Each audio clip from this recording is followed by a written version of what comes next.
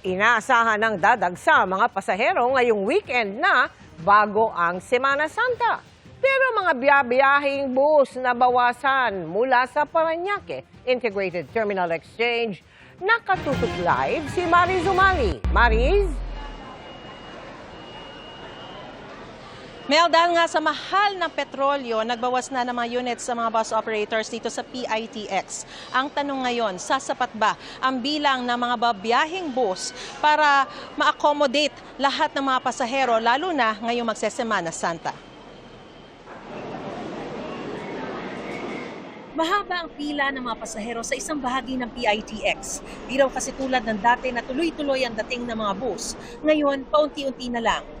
Ngayon ko lang po naranasan na matagal po mag-antay ngayon na hindi rush hour po. Antay lang po. Kasi wala na po ibang sasakyan. Nagbawas kasi ang mga operator ng bilang ng mga bumabiyaheng bus unit. The main challenge now would be the supply. Kasi ilan sa mga operators natin nagpahayag na talaga na dahil sa taas ng presyo ng gasolina, nagbabawas na sila ng mga biyahe nila. Tulad ng sa Batangas City, sa San Jose Nueva Ecija, sa Pangasinan, no? And in fact, iba sa kanila nagbabalak pa magbawas kasi nga nahihirapan na sila.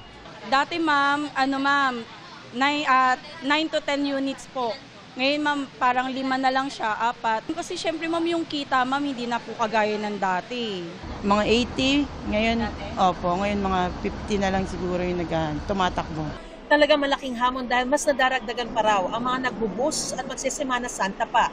Napakataas ng gasolina. Pansin natin na mas tumataas pa yung bilang ng mga pasahero dahil, one, yung iba sa kanila na dating nagdadala ng sariling sasakyan ay public transport na lang noon.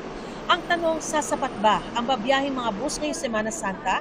Yes, oo. Ma-assure naman natin yun. Yun nga lang, magkakaroon ng waiting time.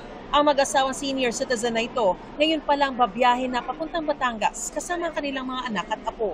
Para hindi masyadong congested. At yun nga, baka yung fear na baka umakyat yung pamasahe para at least nauna na ng konti. Kung ang iba, biyaheng probinsya, si Rachel kasama ang ina at mga anak na lumuwas ng Maynila para makasama raw ang asawang tricycle driver ngayong Semana Santa. Kailangan mamasada siya diretso para kahit papano hindi siya lugi. Ang laki kasi po ng tinaas ng gas eh. Si Perlita, babiyahe pa rin daw kahit nagtaas ng pamasahe yung sinasakyan niya. 70 plus ang tinaas. Siyempre mahalaga po yun, yung makasama mo yung mahal sa buhay ng kahit saglit lang. Iba yung pakiramdam.